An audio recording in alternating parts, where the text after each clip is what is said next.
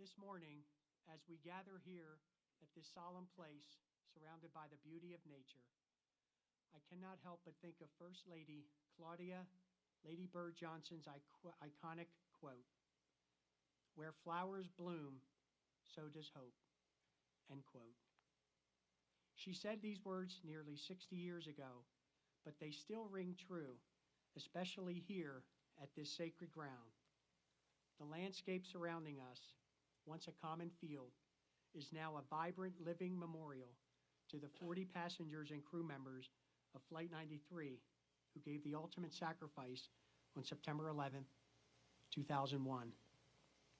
The transformation of this special place and our dedication to its preservation in their memory give us hope that future generations will continue to come here to be inspired by the heroic actions of 40 ordinary people. I begin today with a special welcome to the thousands of students joining us virtually from across the country and the world as part of our Teach to Remember 9/11, a national day of learning. We thank the next generation and their teachers, representing 29 states across our nation, to include Hawaii, and ranging from middle schools, high schools, and 15 colleges, 238 schools in all, who are embracing our ceremony at this very moment this morning. In addition to schools here in the United States, also participating are students from Canada, Romania, and Ghana.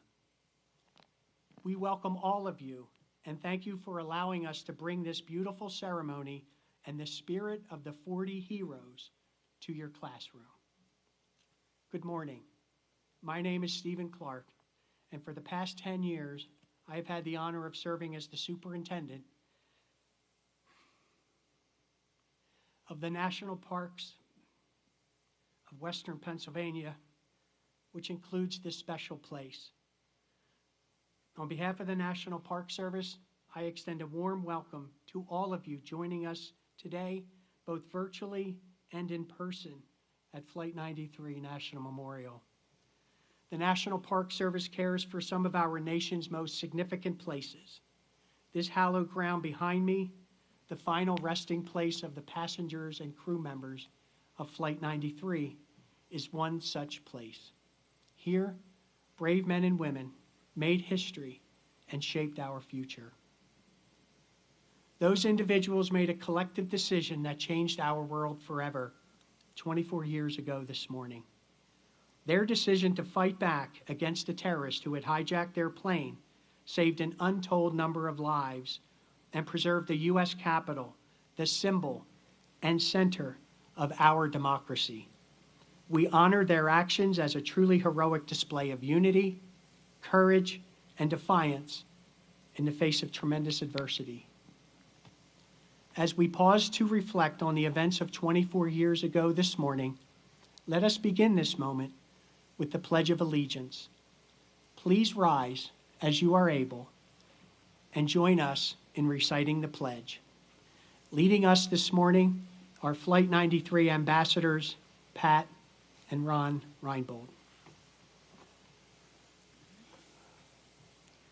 I pledge allegiance to the flag of the United States of America and to the republic for which it stands, one nation, under God, indivisible, with liberty and justice for all.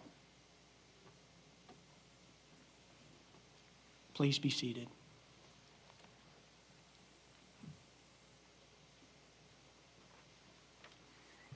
Thank you, Pat and Ron, Mr. and Mrs. Reinbold, as I like to refer to them, for leading today's Pledge of Allegiance and for your 15 years of dedicated service to this special place.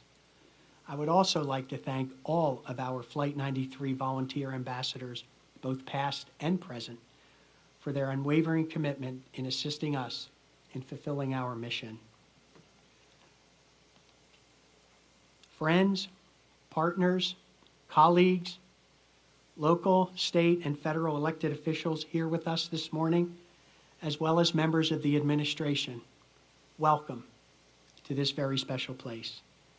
It is our honor to further extend this welcome to a delegation of senior officials from the countries of Canada, Australia, New Zealand, and the United Kingdom. Seeing the story of Flight 93 cross borders and impact people from all over the world reignites our daily commitment to always remember the heroes of Flight 93. Above all, and with heartfelt warmth, we welcome the many family members and loved ones of the passengers and crew members of Flight 93. We are honored that you are joining us this morning, both in person and virtually, from literally all over the world. We are forever grateful for your ongoing support to this memorial, its partners, and to the National Park Service through its mission of caring for this special place. You have seen us through many seasons and have assisted us in the growth in countless ways. In the spring, as wildflowers and trees bloom across these many acres after the harsh winters, we are privileged, truly privileged, ladies and gentlemen, that you return here year after year to honor your loved ones at their final resting place. Your participation in today's ceremony and your continued willingness to share their story with the world embodies the very essence of this sacred place, a memorial created to honor 40 individuals, most of them strangers to one another, who joined together as one over the skies of western Pennsylvania with resolute heroism. It is with the spirit of their collective action that the National Park Service works side by side with our partners, neighbors, and community members to ensure that the 40 members whose names are inscribed on this marble wall behind me are never forgotten, and that this new generation and those that follow can learn from their inspiring story. We must always remember what happened 24 years ago today, when an attack on our nation brought forth an inspiring show of courage from the passengers and crew members aboard Flight 93. Confronted by an unprecedented situation, united as one, they drew upon a reserve of inner strength to face that challenge. It is our duty, and indeed our honor, to do all we can to meet our own challenges with the same spirit of strength, unity, and determination demonstrated by the 40 heroes that morning.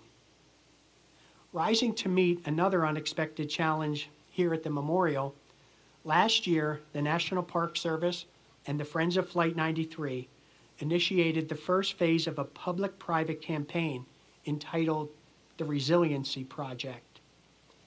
This multi-year project seeks to revitalize the nearly 2,000 deciduous trees within the 40 memorial groves and the Alley Trail. With the tremendous support of the National Park Service's Olmsted Center for Landscape Preservation, experts from Cornell University, Pennsylvania State University, and the State University of New York College of Environmental Science and Forestry, we have begun the process of improving tree health and soil conditions to ensure that these living tributes planted for each of the 40 heroes will remain here growing strong for future generations. We thank these organizations and these prestigious institutions for their expertise and their commitment to seeing this long-term project through to completion. We also extend our deepest gratitude and appreciation for the unwavering support of the Friends of Flight 93, led by Executive Director Donna Gibson. From the Resiliency Project to the Teach to Remember Project, the Friends organization and their board of directors have provided essential volunteers, resources, and community engagement with class and dignity. We thank the entire Friends organization for their passionate and resilient commitment to assist us all in fulfilling our mission. Helping to honor the 40 passengers and crew members this morning is retired forester Scott Eggerud.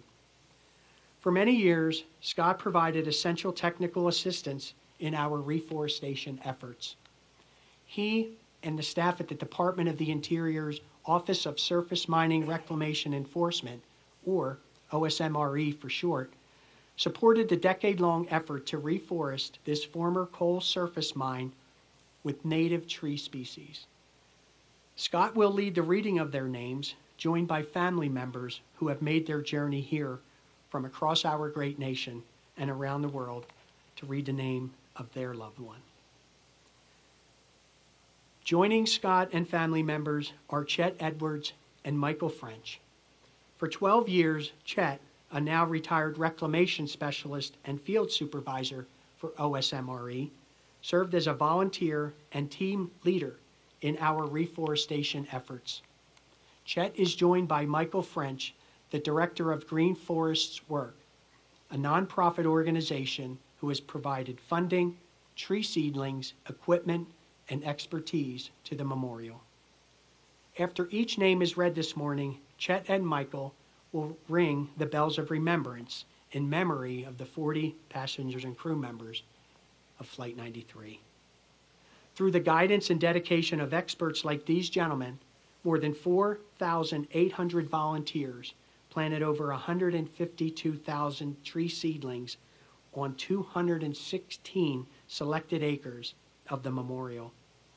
Collectively, we offer our sincerest respect, appreciation, and gratitude to the entire reforestation team, and especially the members of the Office of Surface Mining, Reclamation, and Enforcement.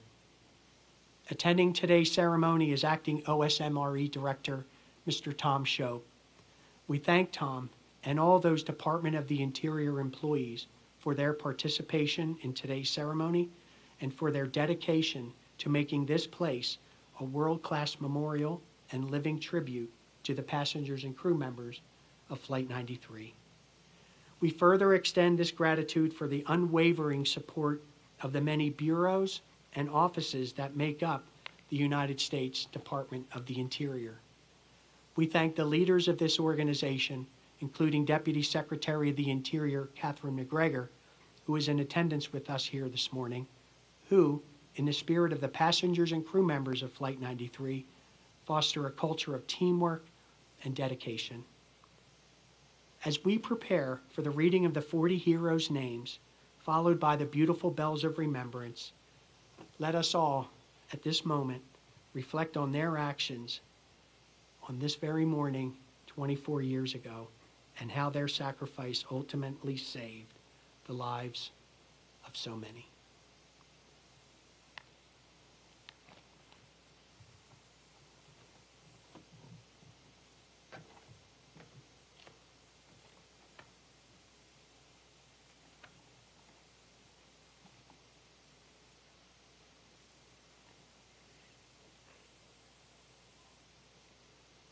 Christian Adams.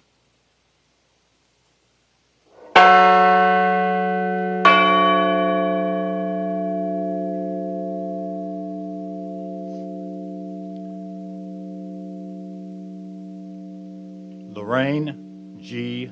Bay.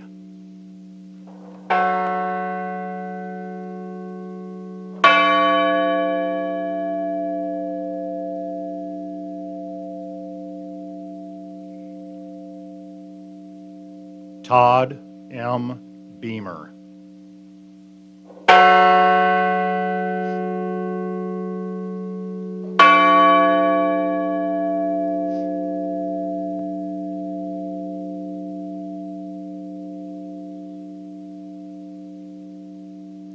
Alan Anthony Bevan.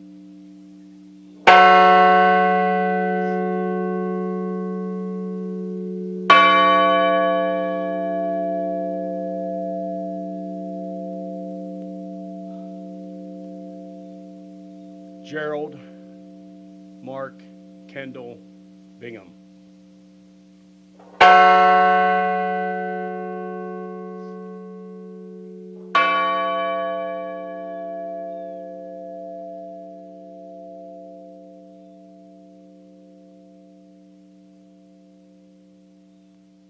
Sandy Waugh Bradshaw.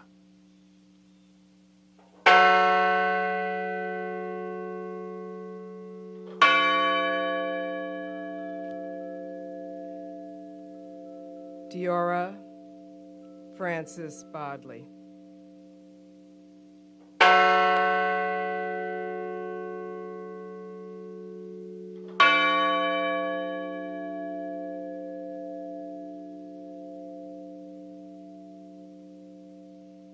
Marion R. Britton.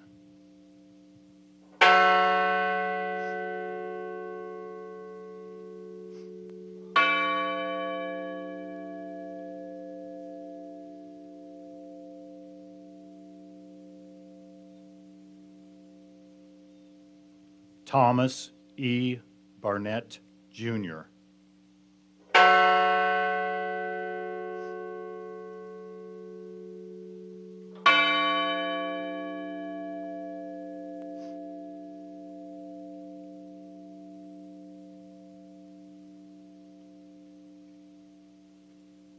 William Joseph Cashman.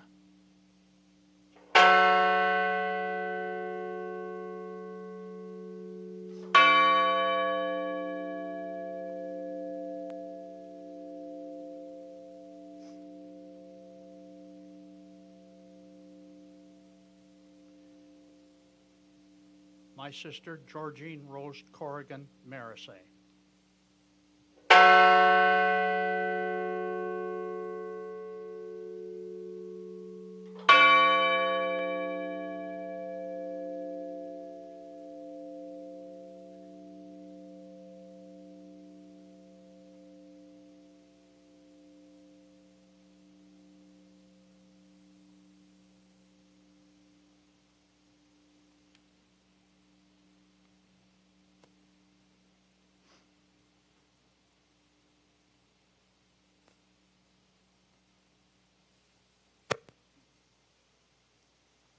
Patricia Cushing.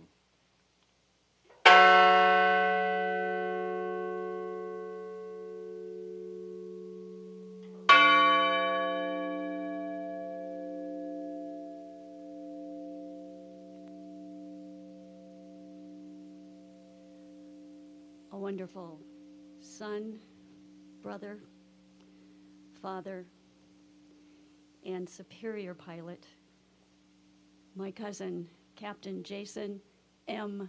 Dahl.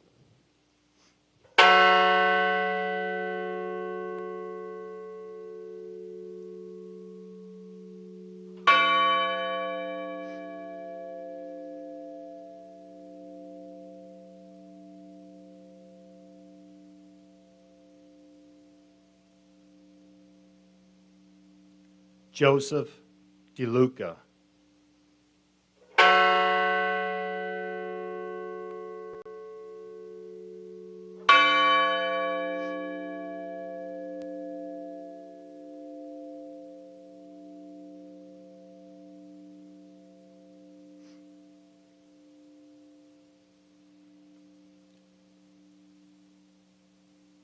Patrick Joseph Driscoll.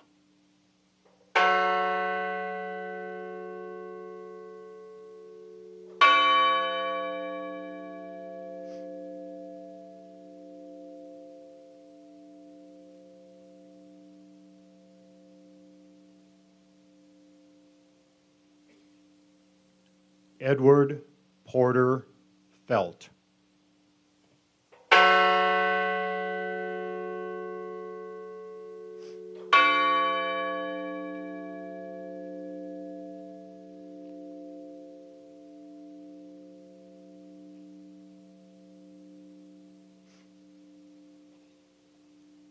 Jane C.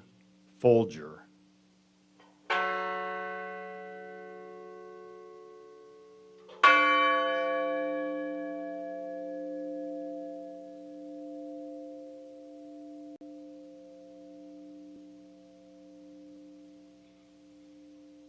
Colleen L. Fraser.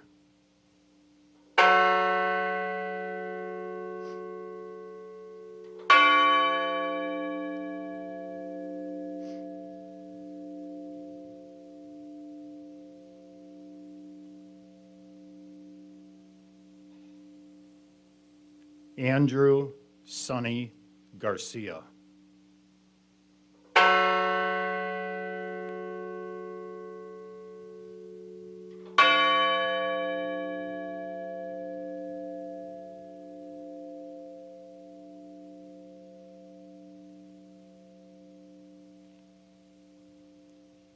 Jeremy Logan Gilk.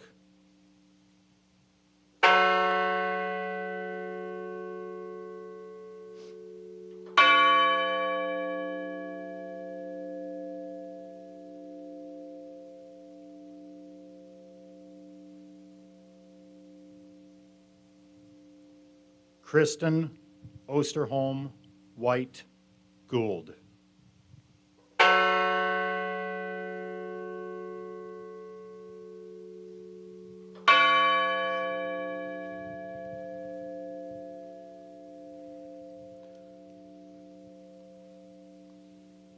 Lauren Catuzzi Grandcolas and unborn child.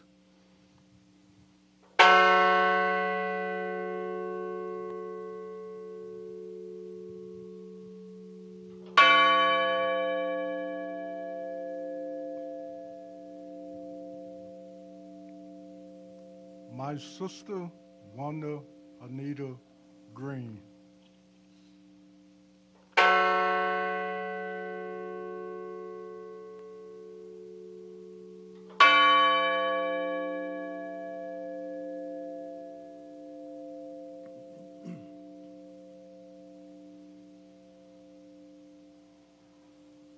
Donald Freeman Green.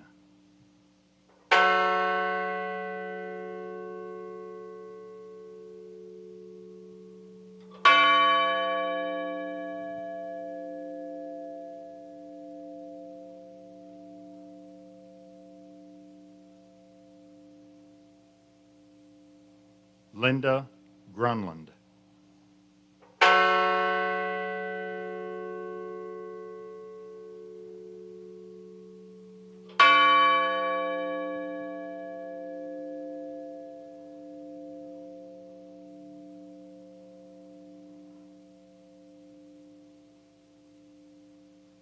Richard J.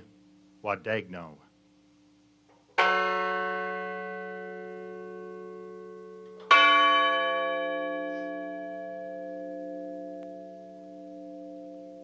First Officer Leroy Wilton Homer.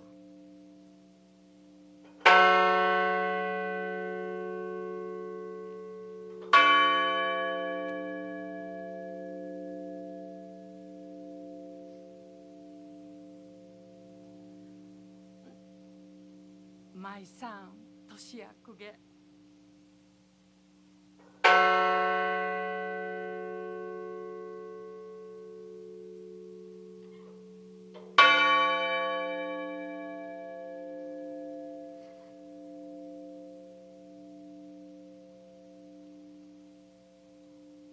Cece Ross Lyles.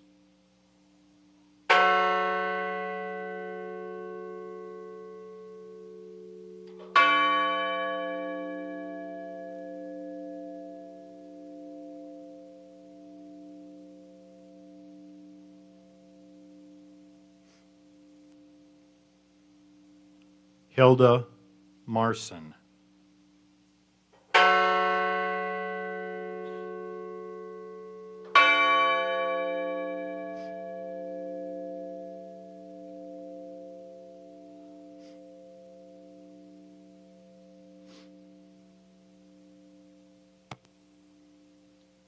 Waleska Martinez.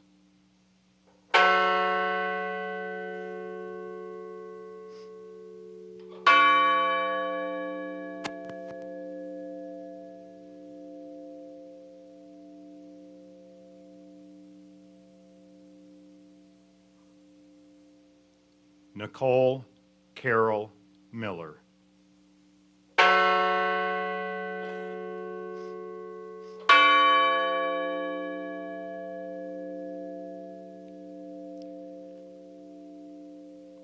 Louis Joey Nacky II.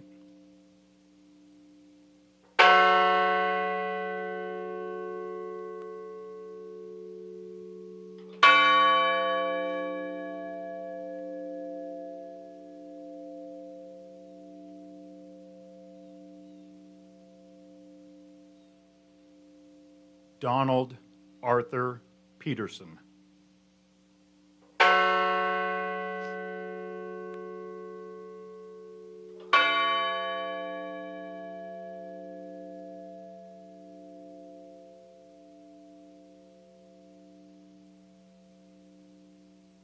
Jean Hoadley Peterson.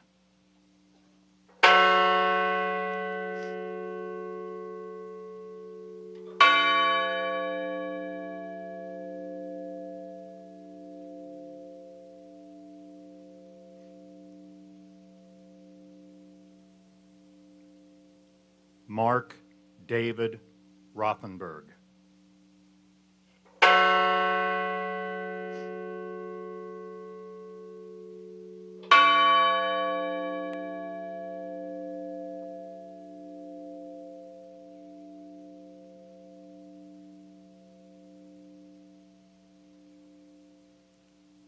Christine Ann Snyder.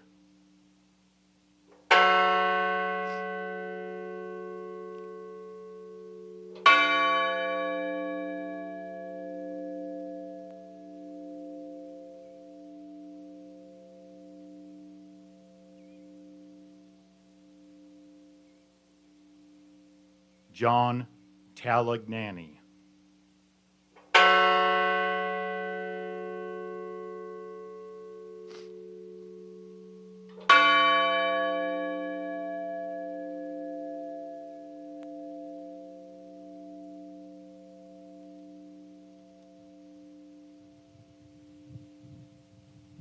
Honor Elizabeth Wenino.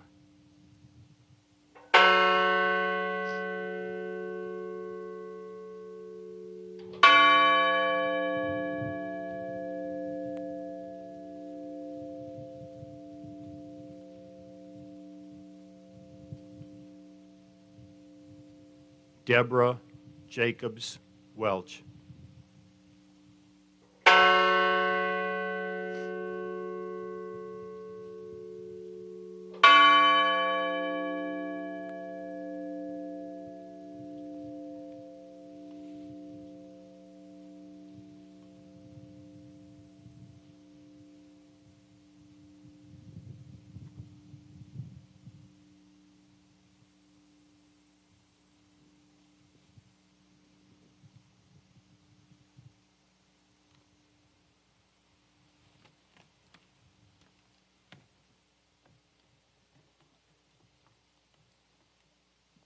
Thank you, Chet, Scott, Michael, and family members for that beautiful tribute to our 40 heroes.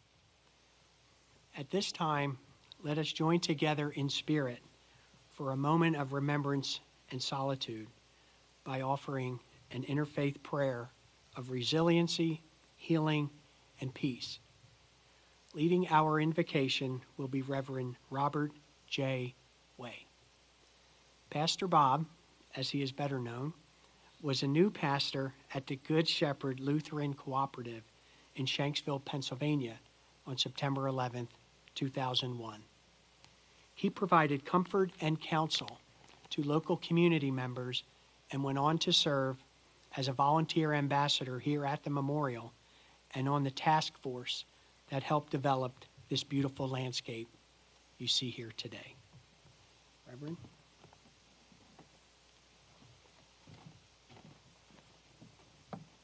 Good morning. Please join me in a moment of silence to honor the heroes of Flight 93 as a group, as we have just lifted them up individually.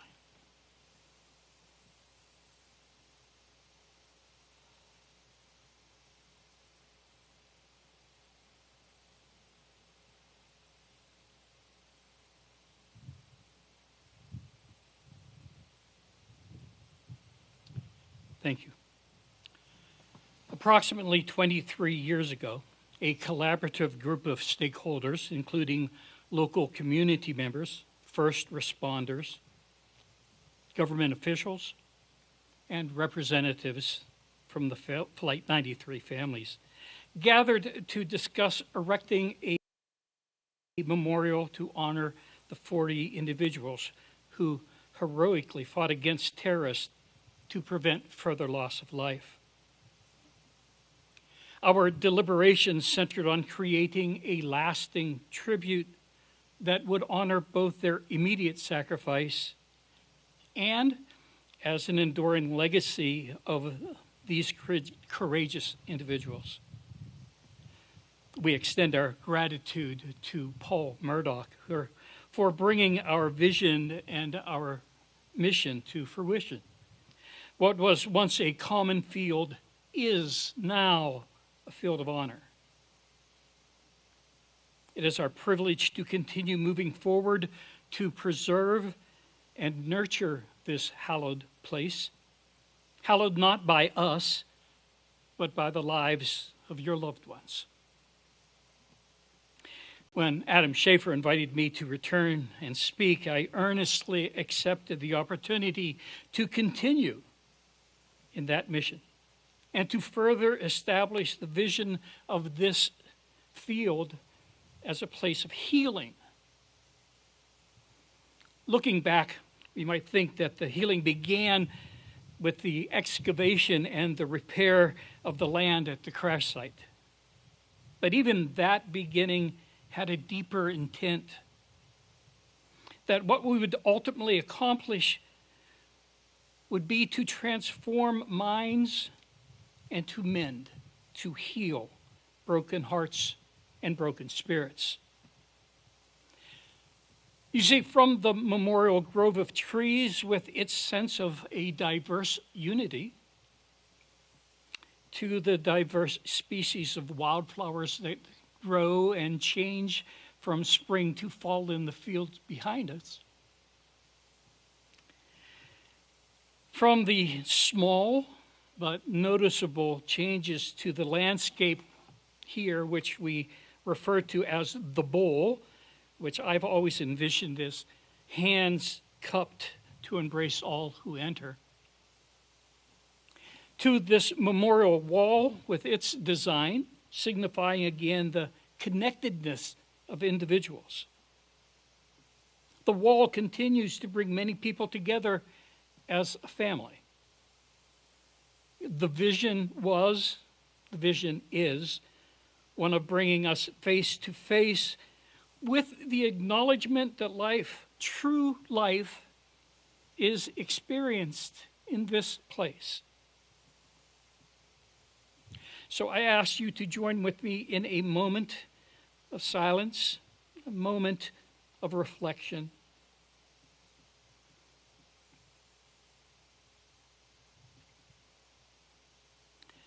Holy God, we ask that you would be with us. We invoke your presence upon us.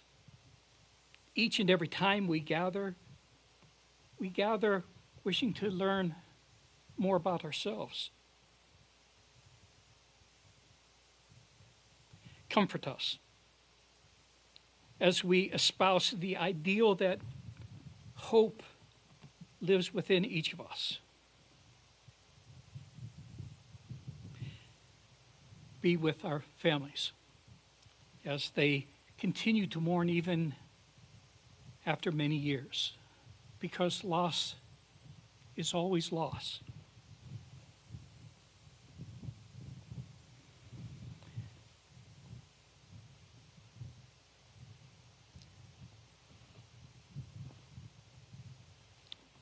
The wall that continues to bring us together is separated by little gaps between each of the names. It's designed that way by Paul to remind us that these are individuals, but the wall as a whole represents the unity of their decision. So, Holy One, we seek your guidance. We seek inspiration, knowledge, and hope. We seek your guidance as we persist in our efforts to affirm that life always triumphs, that life continues even amid heinous terrorist acts. And we humbly gather here with the hope that our lives may change as well. Small changes, but changes nonetheless.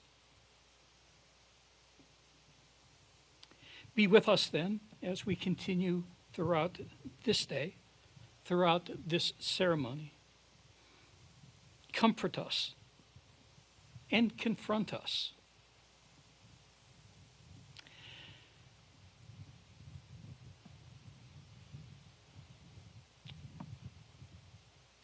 The philosopher John Stuart Mill once said, I won't quote, I don't know his exact words, but it went something on this order.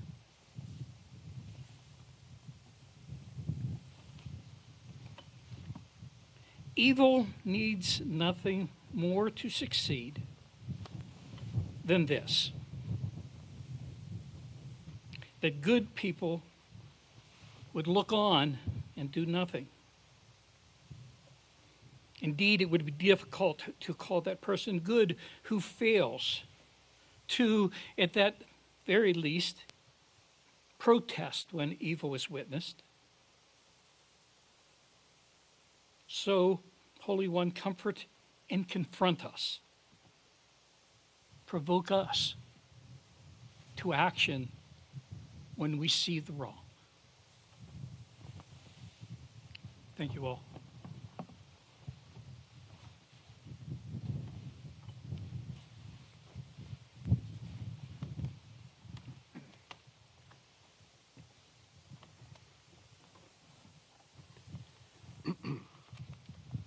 Thank you, Reverend Way. It was absolutely beautiful.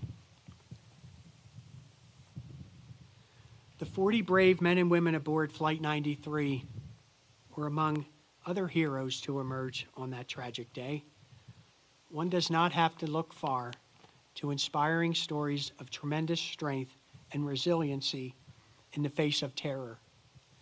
Future generations learning about the events of September 11th can find countless examples here at Flight 93 National Memorial, in New York, and at the Pentagon of ordinary people who willingly risked their own lives in an effort to help and save others. Their actions on that morning and the days that followed represent the very best of humanity, and we are forever grateful for their acts of courage. We remember them and the 2,977 individuals whose lives were lost at the World Trade Center and at the Pentagon that day. The men and women at Flight 93 National Memorial are honored to work side by side with many individuals and groups to ensure that they are never forgotten. I wish to highlight several of those neighboring organizations this morning. Patriot Park honors the 7,072 American service members who gave their lives in the global war on terror. While the Remember Me Rose Garden, a beautiful living tribute to the passengers and crew members of Flight 93, furthers our collective efforts to honor the 40 heroes. A visit to these sites provides additional opportunities for visitors to Flight 93 National Memorial to pay tribute to America's heroes. And finally, the September 11th National Memorial Trail. Founded by David Brickley, who is joining us this morning, this trail, ladies and gentlemen, this trail brings walkers, runners, and cyclists to this site as part of a 1,500-mile system which connects the three 9/11 attack sites. We thank David and all of our partners for their efforts in developing new ways to pay tribute to those lost in the terrorist attacks of September 11th.